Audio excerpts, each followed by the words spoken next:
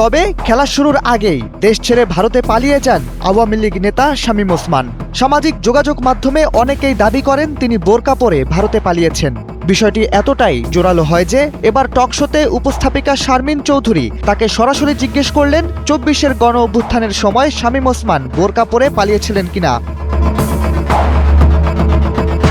ওই অনলাইন সাক্ষাৎকারে শারমিন চৌধুরী বলেন, যেহেতু অনেকেই আপনাকে বোরকা শামীম বলে ডাকে, দেশ ছাড়ার আগে আপনি বোরকা পরেছিলেন কিনা। জবাবে আওয়ামী লীগের এই নেতা বলেন, ৬ ফুট ২ ইঞ্চির কোনো নারী কি বাংলাদেশে আছেন যিনি বোরকা পরবেন? তার জন্য বোরকা পরা তো ভয়ানক ব্যাপার। শামীম ওসমান বলেন, ৬ ফুট ২ ইঞ্চির কোনো নারী যদি বোরকা পরে হাঁটেন তার তো মুসিবত আরও বেশি। জানান, গণ অভ্যুত্থানের পর তিনি অন্তত ২০ বার বাংলাদেশে ফিরে আসতে পারতেন যদি তার উচ্চতা ৬ ফুট ২ ইঞ্চি না হতো।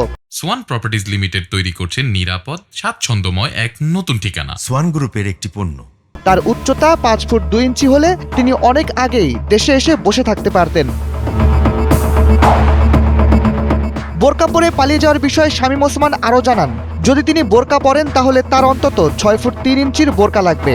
বাংলাদেশের কোনো নারী ৬ ফুট ৩ ইঞ্চির হয় না। মানুষ এই দৃশ্য দেখে ভাবতো হয়তো জিন ভূত এসে গেছে।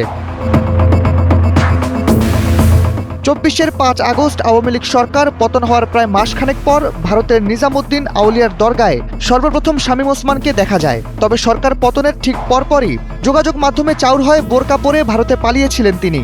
এই ঘটনার ঠিক ২ বছরের বেশি সময় পর বিষয়টি নিয়ে মুখ খুলতে দেখা গেল এই নেতাকে। শাহরিয়ার আহমেদ, NPV।